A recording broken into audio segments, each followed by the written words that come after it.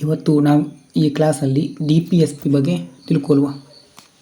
DPSP class ಮಾಡೋಕ್ಕಿಂತ ಮುಂಚೆ ನನ್ನೊಂದು ಕೆಲವೊಂದು ಹೇಳಲಿಕ್ಕೆ ಉಂಟು. ಯಾವುದು ಏನಂದರೆ, ಈಗ ನಾನಿಲ್ಲಿ ಬರೆಯುವುದು ನಿಮಗೆ ಕೆಲವೊಂದು ವರ್ಡ್ ಅರ್ಥ ಆಗ್ಬೋದು, ಕೆಲವೊಂದು ಅರ್ಥ ಆಗಲಿಕ್ಕೆ ಇಲ್ಲ. ರೀಸನ್ ಏನಂದರೆ, ನಾನು ಇದನ್ನು ನನ್ನ ಕೈಯ ಬೆರಳಿನಲ್ಲೇ ಬರೆಯುವಂಥದ್ದು. ಸೊ ನೀವು ಈ ಬರೆಯುವುದನ್ನು ಅಷ್ಟು ಗಮನವಿಟ್ಟು ನೋಡಬೇಡಿ. ನಾನು ಏನು ಹೇಳ್ತೀನಿ ಅದನ್ನು ಕರೆಕ್ಟಾಗಿ ಕೇಳಿ. ಇದೇ ರೀತಿ ಈ ಲಕ್ಷ್ಮೀಕಾಂತ್ ಬುಕ್ ಉಂಟು ನೋಡಿ ಇಂಗ್ಲೀಷ್ನಲ್ಲಿ. ಆ ಇಂಗ್ಲೀಷ್ನಲ್ಲಿ ಇದೇ ರೀತಿ ಉಂಟು. ನಾನು ಹೇಳಿದ್ದನ್ನು ನೀವೇನಾದರೂ ಆ ಬುಕ್ ಓದಿಸುವ ನಿಮಗೇನಾಗ್ತದೆ ಅಂದರೆ ಸರಿಯಾಗಿ ಅರ್ಥ ಆಗ್ತದೆ. ಮೊದಲನೇದಾಗಿ ಹೇಳಬೇಕಂದ್ರೆ DPSP ಅಂದರೆ ಏನು, ಒಂದು ಉದಾಹರಣೆ. ಏನು ಉದಾಹರಣೆ ಅಂದರೆ, ನಿಮಗೆ ಈಗ ನೀವೆಲ್ಲರೂ ಏನು ಮಾಡ್ತಿದ್ದೀರಿ ಅಂದರೆ, ಈಗ A ಅನ್ನುವಂಥ ಒಬ್ಬ ವ್ಯಕ್ತಿ ಇರ್ತಾನೆ. ಈ A ಅನ್ನುವಂಥ ವ್ಯಕ್ತಿ ಅವನಿಗೆ ಒಂದು 16-18 ವರ್ಷ ಆಗುವಾಗ ಈ ಒಂದು ಏಜಲ್ಲಿ ಅವನೇನು ಥಿಂಕ್ ಮಾಡಿರ್ತಾನೆ ಅಂದರೆ, ಮುಂದೆ ನಾನು ಏನಾಗಬೇಕು, IAS ಆಗಬೇಕು, PSI ಆಗಬೇಕು, VA ಆಗಬೇಕು, ಅಥವಾ ಬೇರೆ ಯಾವುದಾದ್ರೂ ಒಂದು ಫೀಲ್ಡಲ್ಲಿ ಏನಾಗಬೇಕು, ಅಚೀವ್ಮೆಂಟ್ ಮಾಡಬೇಕು ಅನ್ನುವಂಥ ಒಂದು ಆಸೆ ಇರ್ತದೆ. ಅಂದರೆ ಅವನೊಂದು ಆಸೆ. ಅದು ಆ ಟೈಮಲ್ಲಿ ಅವನಿಗೆ 16 ಅಥವಾ 15 ವರ್ಷದಲ್ಲಿ ಇದು ಅವನ ಆಸೆ ಏನಾಗಲಿಕ್ಕಿಲ್ಲ, ಸಕ್ಸಸ್ ಆಗಲಿಕ್ಕಿಲ್ಲ. ಅವನ ಆಸೆ ಈಗ ಇವನಿಗೊಂದು ಏನು ದೊಡ್ಡ ಡ್ರೀಮ್ ಯಾವುದಂದರೆ IAS ಆಗಬೇಕಂತ. ಈ IAS ಆಗಬೇಕಂದ್ರೆ ಅವನಿಗೆ 35 ವರ್ಷ ಆಗುವಾಗ IAS ಜಾಬ್ ಸಿಗಲ್ಲ. ಅವನೇನು ಮಾಡಬೇಕು, ಅದಕ್ಕೆ ಮುಂದೆ ಫ್ಯೂಚರಲ್ಲಿ ಏನು ಮಾಡಬೇಕು, ಪ್ರಿಪೇರ್ ಆಗಬೇಕು. 3 ವರ್ಷ ಕೂತ್ಕೊಂಡು ಓದಬೇಕು, ಪ್ರಿಪೇರ್ ಆಗಬೇಕು, ಎಕ್ಸಾಮ್ ಬರೀಬೇಕು. ಎಕ್ಸಾಮ್ ಬರೆದು ಅದರಲ್ಲಿ ಪಾಸ್ ಆದರೆ ಮಾತ್ರ ಯಾವುದು IAS ಜಾಬ್ ಸಿಗ್ತದೆ. ಅಂದರೆ ಆ ತಕ್ಷಣ ಇದು ಯಾವುದು ಅವನಿಗೆ ಸಿಗಲ್ಲ. IAS ಜಾಬು ಸಿಗ್ಬೋದು, ಯಾವಾಗ ಸಿಗ್ಬೋದು, ಅವನು ಪ್ರಿಪೇರ್ ಆದರೆ ಮಾತ್ರ ಸಿಗ್ಬೋದು. ಈಗ ಈ A ಅನ್ನುವಂಥ ಒಬ್ಬ ವ್ಯಕ್ತಿ ಮುಂದೆ ಫ್ಯೂಚರಲ್ಲಿ ಏನು ಮಾಡ್ತಾನೆ ಅಂದರೆ, IAS ಎಕ್ಸಾಮ್ ಪ್ರಿಪೇರ್ ಆಗದೆ IAS ಜಾಬ್ ಸಿಗದಿದ್ದರೆ, ನನಗೆ IAS ಜಾಬ್ ಕೊಡಲಿಲ್ಲ, ನನ್ನ ಈ ಒಂದು ಡ್ರೀಮ್ ಇತ್ತು, ಮೊದಲು ನನ್ನ ಚಿಕ್ಕದಿರುವಾಗ ನಾನು ಈ ಒಂದು ಡ್ರೀಮ್ ಅಂದ್ಕೊಂಡಿದ್ದೆ, ಈ IAS ಜಾಬ್ ಕೊಡಲಿಲ್ಲ ಅಂತ ಏನಾದರೂ ಇವನು ಅಂದ್ಕೊಂಡು ಏನಾದರೂ ಕೋರ್ಟಿಗೆ ಹೋದರೆ ಕೋರ್ಟ್ ಅವರು ಏನು ಮಾಡ್ತಾರೆ ಅಂದರೆ ಇವನನ್ನು ತೆಗೆದು ಹೊರಗಡೆ ಬಿಸಾಡ್ತಾರೆ. ಆ ರೀತಿ ಏನಾಗ ಮಾಡಲಿಕ್ಕಿಲ್ಲ ಅಂದರೆ ಕೋರ್ಟಿಗೆ ಹೋಗಲಿಕ್ಕೆ ಇಲ್ಲ.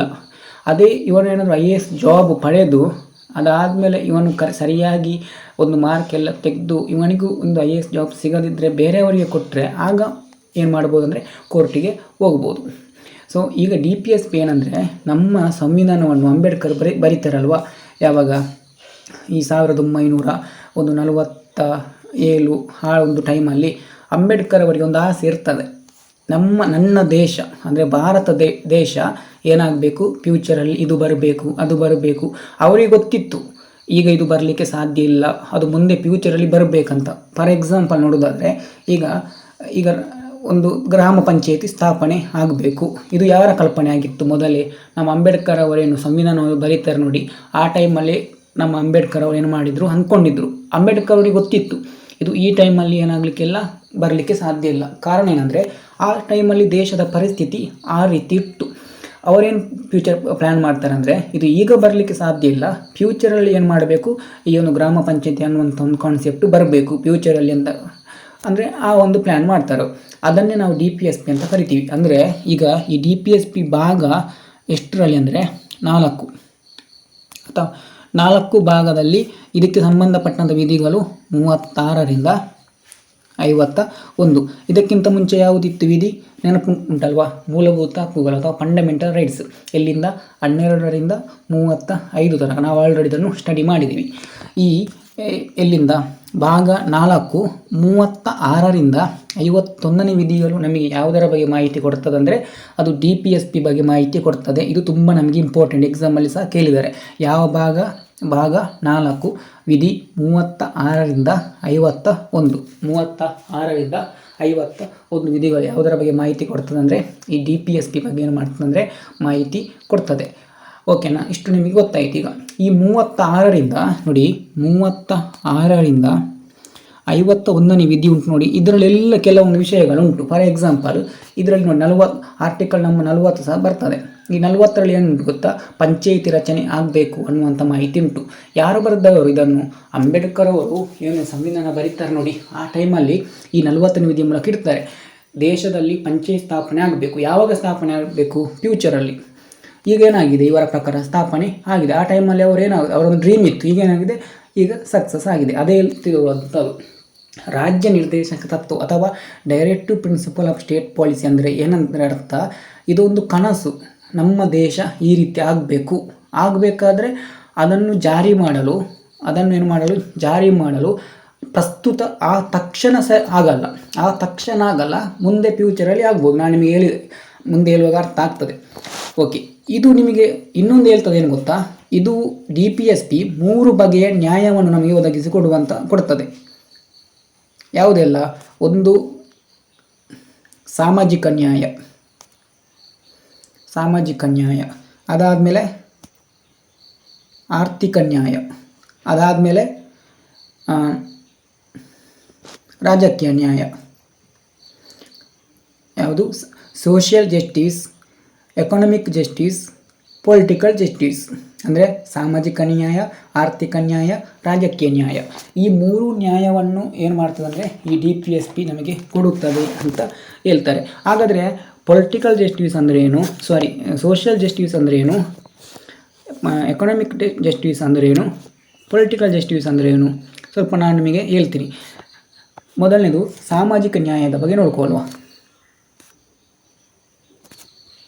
ಸಾಮಾಜಿಕ ನ್ಯಾಯ ಅಂದರೆ ಸೋಷಿಯಲ್ ಜಸ್ಟಿಸ್.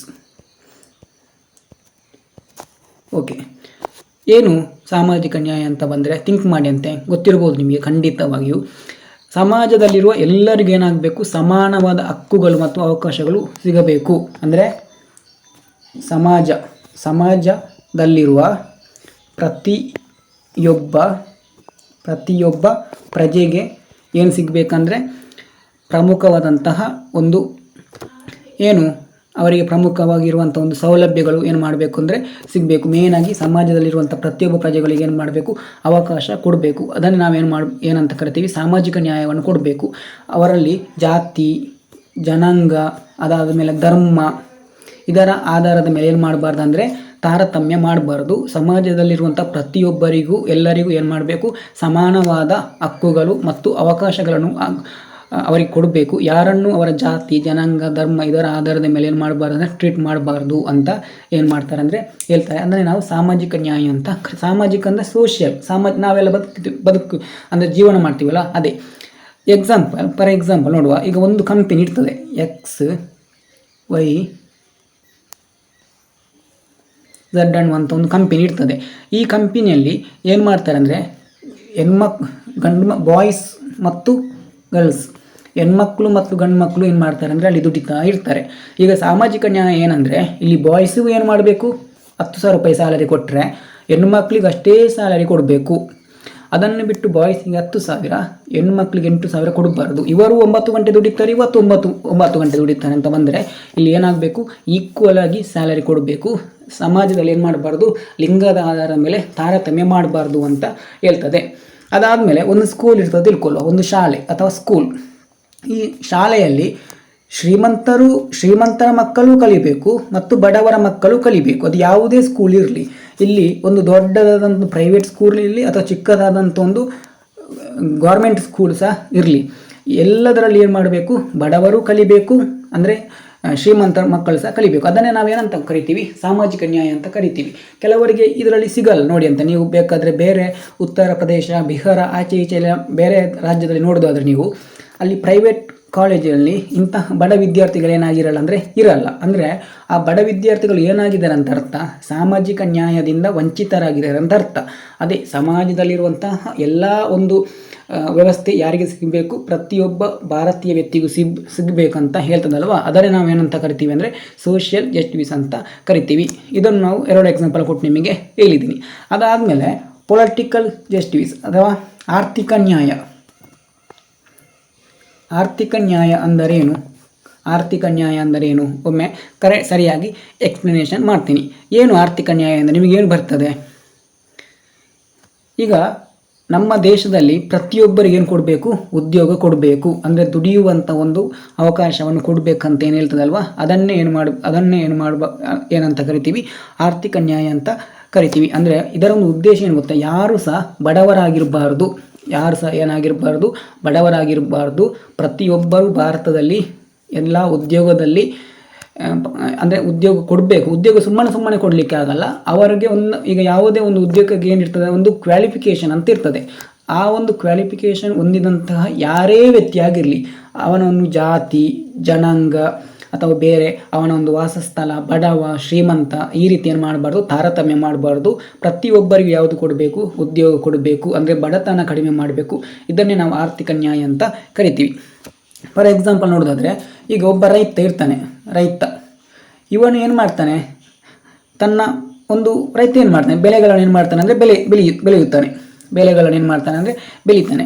ಈ ರೈತ ಬೆಳೆದಂತಹ ಬೆಳೆಗಳಿಗೆ ಸರ್ಕಾರ ಏನು ಮಾಡಬೇಕು, ಸರಿಯಾದ ಬೆಲೆ ಕೊಡಬೇಕು. ಈಗ ರೈತ 100 ರೂಪಾಯಿ ಬಂಡವಾಳ ಹಾಕಿ ಯಾವುದಾದ್ರೂ ಒಂದು ಬೆಳೆಯನ್ನು ಬೆಳೆದಿದ್ದರೆ ನಮ್ಮ ಸರ್ಕಾರ 100 ರೂಪಾಯಿ ಮಾತ್ರ ಕೊಡಬಾರ್ದು, ಇದಕ್ಕೆ ಒಂದು 50 ರೂಪಾಯಿ ಎಕ್ಸ್ಟ್ರಾ ಸೇರಿಸಿ ಅವನಿಗೆ ಲಾಭ ಸಹ ಕೊಡಬೇಕು.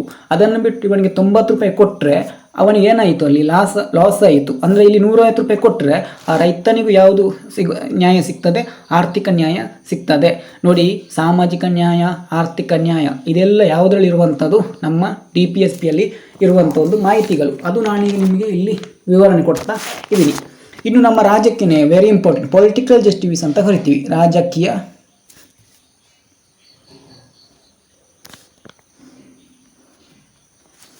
ನ್ಯಾಯ ಏನಿರ್ಬೋದು. ರಾಜಕೀಯ ನ್ಯಾಯ ಅಂತ ಬಂದರೆ, ನಮ್ಮ ದೇಶದಲ್ಲಿ ಪ್ರತಿಯೊಬ್ಬ ವ್ಯಕ್ತಿಗೆ ಯಾವ ರೈಟ್ಸ್ ಉಂಟು, ವೋಟಿಂಗ್ ರೈಟ್ಸ್ ಉಂಟು. ಅದು ಏಜ್ ಎಷ್ಟಾಗಿರಬೇಕು, ಅವನಿಗೆ ಕಂಪಲ್ಸರಿ 18 ವರ್ಷ ಏನಾಗಿರಬೇಕಂದ್ರೆ ಏಜ್ ಆಗಿರಬೇಕು. ನಿಮಗೆಲ್ಲ ಗೊತ್ತಿರ್ತದೆ, 21 ವರ್ಷ ಆಗಿರಬೇಕು ಅವನಿಗೆ. 21 ವರ್ಷ ವ್ಯಕ್ತಿ ಏನು ಮಾಡ್ಬೋದು, ವೋಟಿಂಗ್ ರೈಟ್ಸ್ ಉಂಟು ಅವನಿಗೆ. ಅಂದರೆ ನಮ್ಮ ಭಾರತ ದೇಶದಲ್ಲಿ ಶ್ರೀಮಂತರು ಮಾತ್ರ ವೋಟ್ ಮಾಡುವಂಥದ್ದು, ಅಥವಾ ಒಂದು ವೋಟಿಂಗನ್ನು ಏನು ಮಾಡ್ತದೆ, ದುಡ್ಡು ಹಣ ಕೊಟ್ಟು ಅಥವಾ ಮನಿಯನ್ನು ಕೊಟ್ಟು ಬೈ ಮಾಡುವಂಥದ್ದು ಈ ರೀತಿ ಇಲ್ಲ. ಅಂದರೆ ಪ್ರತಿಯೊಬ್ಬರಿಗೆ ಏನು ಮಾಡಬೇಕಂದ್ರೆ ವೋಟಿಂಗ್ ರೈಟ್ಸ್ ಉಂಟು. ಅದೇ ರೀತಿ ನಮ್ಮ ಭಾರತದಲ್ಲಿರುವಂತಹ ಯಾವುದೇ ವ್ಯಕ್ತಿ ಅದು ಯಾವ ಜಾತಿಯವನು ಬೇಕಾದರೆ ಇರಲಿ, ಯಾವ ಧರ್ಮದವನು ಬೇಕಾದರೆ ಇರಲಿ, ಯಾವ ಜನಾಂಗದವನು ಬೇಕಾದರೆ ಇರಲಿ, ಬಡವ ಇರಲಿ ಶ್ರೀಮಂತ ಇರಲಿ, ಅವನು ಚುನಾವಣೆಯಲ್ಲಿ ನಿಲ್ಲುವಂಥ ಅವಕಾಶ ಉಂಟು. ಕರೆಕ್ಟ್ ಅಲ್ವಾ? ನಮ್ಮಲ್ಲಿ ಚುನಾವಣೆಗೆ ಈ ಜಾತಿಯವನಿಗೆ ನಿಲ್ಲಬೇಕು ಆ ರೂಲ್ಸು ಇಲ್ಲ. ಯಾರು ಬೇಕಾದರೂ ಚುನಾವಣೆಗೆ ನಿಲ್ಬೋದು. ಬಟ್ ಚುನಾವಣೆ ನಿಲ್ಲಬೇಕಾದ್ರೆ ಎಲ್ಲರೂ ನಿಲ್ಲಲಿಕ್ಕೆ ಆಗಲ್ಲ. ಅದಕ್ಕೆ ಆದಂಥ ಯಾವುದು ಇರ್ತದೆ, ಒಂದು ಕ್ವಾಲಿಫಿಕೇಷನ್ ಇರ್ತದೆ. ಆ ಕ್ವಾಲಿಫಿಕೇಷನ್ ಇದ್ದರೆ ಆ ವ್ಯಕ್ತಿ ಯಾರೇ ಆದರೂ ಏನು ಮಾಡ್ಬೋದು ಅಂದರೆ ಚುನಾವಣೆಗೆ ನಿಲ್ಬೋದು. ಇದು ಯಾವುದಂದರೆ ರಾಜಕೀಯ ನ್ಯಾಯ, ಸಾಮಾಜಿಕ ನ್ಯಾಯ, ಆರ್ಥಿಕ ನ್ಯಾಯ. ಈ 3 ನ್ಯಾಯಗಳು ಎಲ್ಲಿ ಕಂಡು ಬರುವಂಥದ್ದಂದರೆ DPSPಯಲ್ಲಿ ಕಂಡು ಬರ್ತದೆ ಅಂತ ನಿಮಗೆ ಪ್ರಮುಖವಾಗಿ ಗೊತ್ತಿರಲಿ. ಇದು ನಮಗೆ DPSP ಏನಂತ ಗೊತ್ತಾಯಿತು, ಸಾಮಾಜಿಕ ನ್ಯಾಯ ಅಂದರೆ ಏನು ಗೊತ್ತಾಯಿತು, ರಾಜಕೀಯ ನ್ಯಾಯ ಏನಂತ ಗೊತ್ತಾಯಿತು, ಮತ್ತು ಆರ್ಥಿಕ ನ್ಯಾಯ ಏನಂತ ಗೊತ್ತಾಯಿತು. ಇನ್ನೊಂದು, ಇದು DPSP ಭಾರತವನ್ನು ಏನು ಮಾಡ್ತದೆ, ಭಾರತವನ್ನು ಕಲ್ಯಾಣ ರಾಜ್ಯ ಅಥವಾ ಸುಖಿ ರಾಜ್ಯ DPSP ಭಾರತವನ್ನು ಎಕ್ಸಾಮಲ್ಲಿ ಕೇಳಿದ್ದಾರೆ. ಭಾರತವನ್ನು ಏನು ಮಾಡ್ತಾರೆ ಈ ಒಂದು DPSP, ಭಾರತವನ್ನು ಕಲ್ಯಾಣ ರಾಜ್ಯ ಅಥವಾ ಸುಖಿ ರಾಜ್ಯ, ಅಥವಾ ಇಂಗ್ಲೀಷಲ್ಲಿ ಏನಂತ ಕರಿತೀವಿ ಅಂದರೆ ವೆಲ್ಫೇರ್ ಸ್ಟೇಟ್. ಇಲ್ಲಿ ಸ್ಟೇಟ್ ಅಂದರೆ ರಾಜ್ಯ, ಕರ್ನಾಟಕ, ಆಂಧ್ರ ಪ್ರದೇಶ, ತಮಿಳುನಾಡು ಅಂದ್ಕೊಳ್ಬೇಡಿ. ಇದೊಂದು ವೆಲ್ಫೇರ್ ಸ್ಟೇಟ್ ಅಂದರೆ ಭಾರತವನ್ನು ಸುಖಿ ರಾಜ್ಯವನ್ನಾಗಿ ಮಾಡಬೇಕು ಅಂತ ಯಾವುದು ಹೇಳ್ತದೆ ಅಂದರೆ DPSP ಹೇಳ್ತದೆ.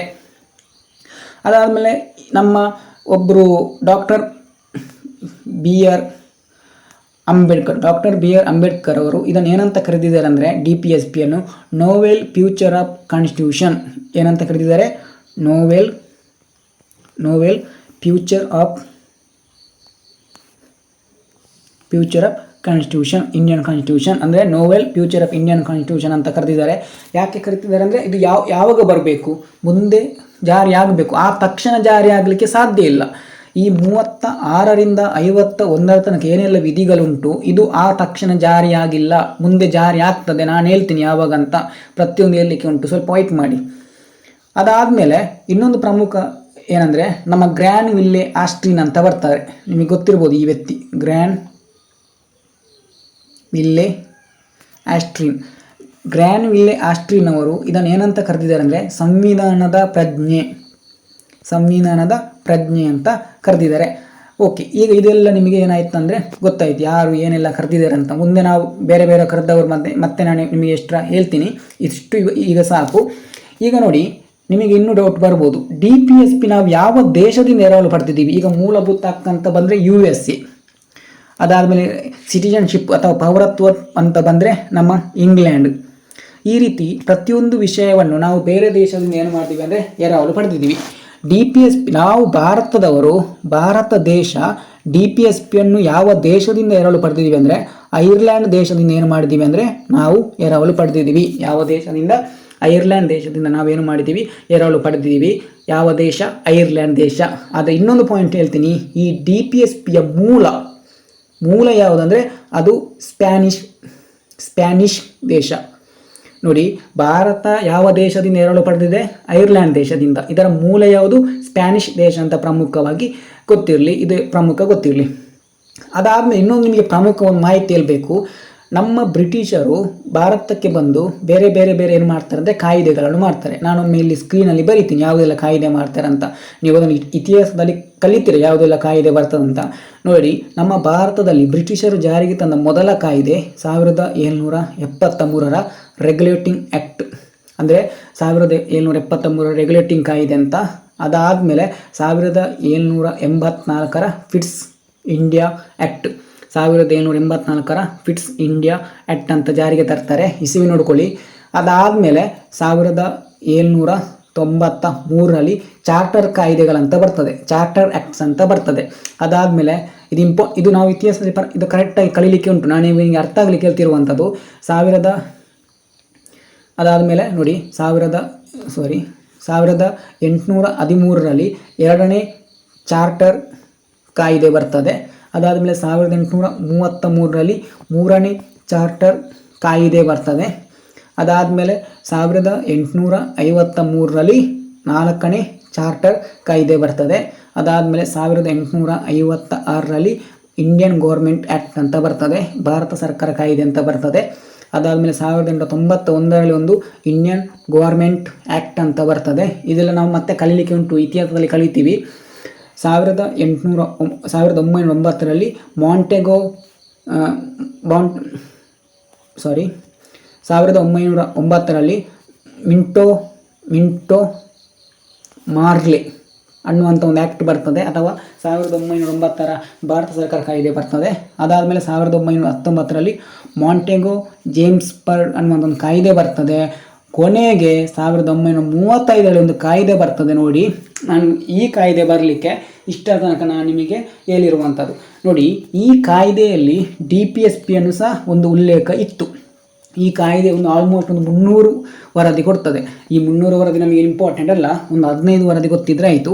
ಆ 15 ವರದಿ ನಾವು ಇತಿಹಾಸ ಮಾಡುವಾಗ ಏನು ಮಾಡ್ತೀವಿ ಅಂದರೆ ನೋಡಲಿಕ್ಕೆ ಉಂಟು.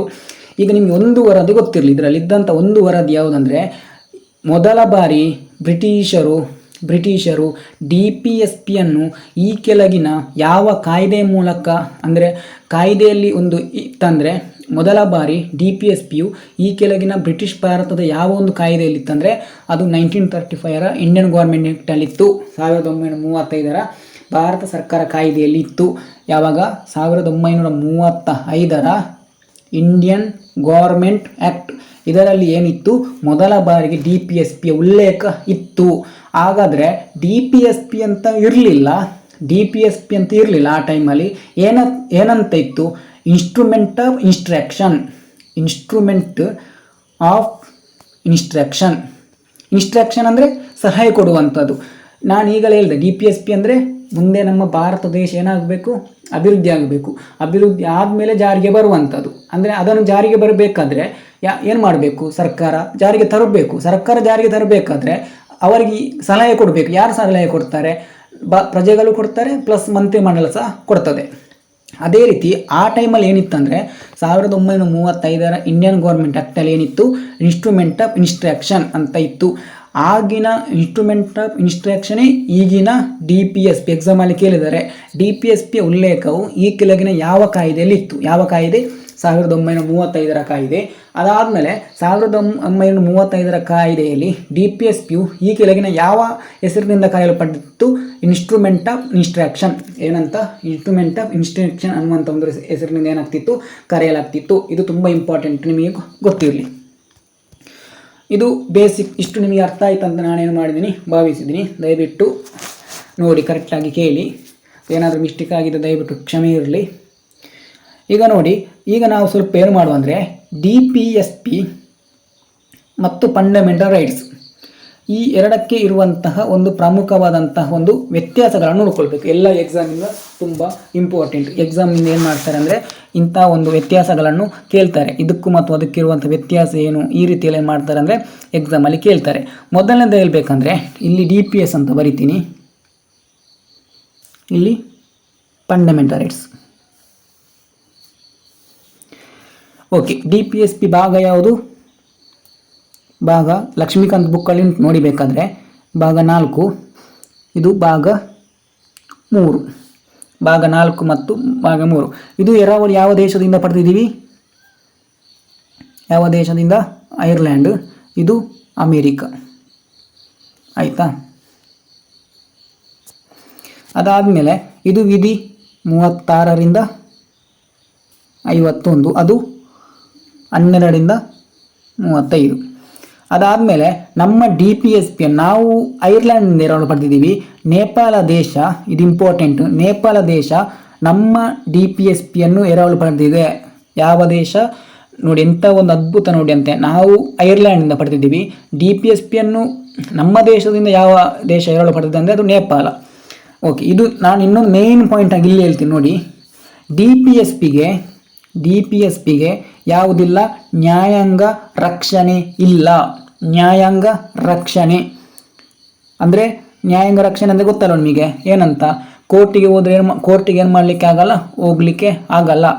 ಯಾಕೆ ನಾನು ಆಗ ಹೇಳಿದೆ, ಒಂದು ಎಕ್ಸಾಂಪಲ್ ಕೊಟ್ಟು, ಅವನು IAS ಎಕ್ಸಾಮ್ ಬರೀತಾನೆ, ಅವನು IAS ಎಕ್ಸಾಮ್ಗೆ ಪ್ರಿಪೇರ್ ಆಗದೆ ಏನಾದರೂ ನನಗೆ IAS ಜಾಬ್ ಸಿಗಲಿಲ್ಲ ಅಂತ ಏನಾದರೂ ಹೇಳಿದರೆ ಅವನಿಗೆ ಕೋರ್ಟಿಗೆ ಹೋಗ್ಲಿಕ್ಕೆ ಏನಾದರೂ ಆಗ್ತದಾ? ಇಲ್ಲ. ಅದೇ ರೀತಿ ಇಲ್ಲಿರುವಂಥ 36ರಿಂದ 51 ವಿಧಿ ಏನೇ ಜಾರಿ ಆದರೂ ತುಂಬ ಒಳ್ಳೆಯದು.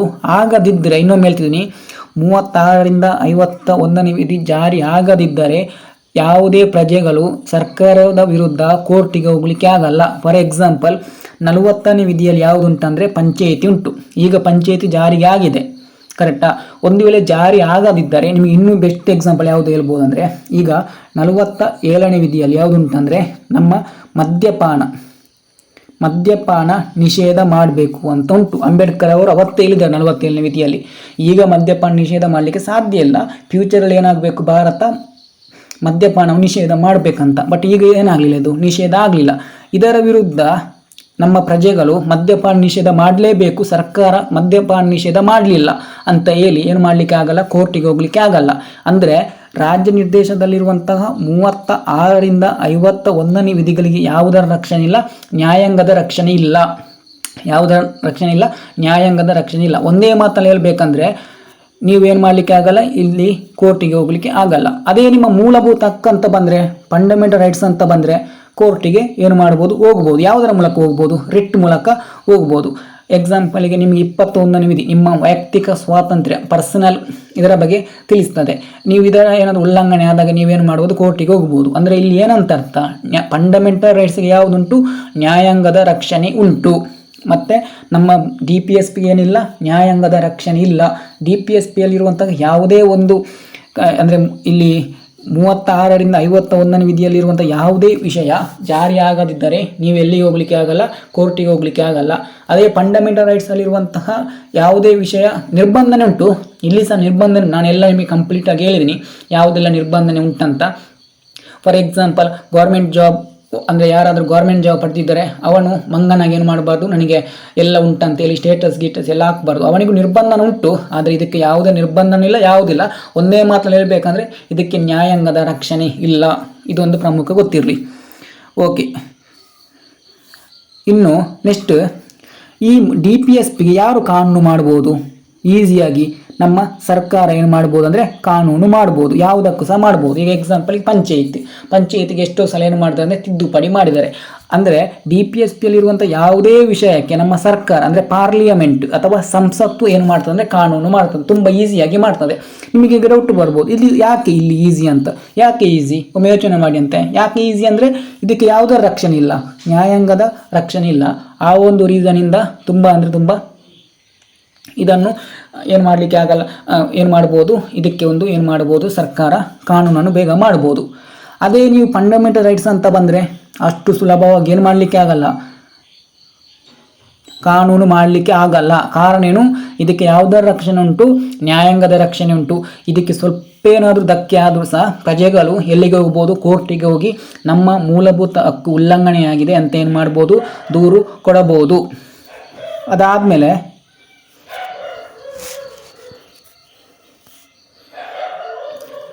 ಓಕೆ, ಇದು ಯಾವುದಕ್ಕಿರುವಂಥ ವ್ಯತ್ಯಾಸ, DPSP ಮತ್ತು ಮೂಲಭೂತ ಹಕ್ಕಿಗಿರುವಂತಹ ಒಂದು ವ್ಯತ್ಯಾಸ.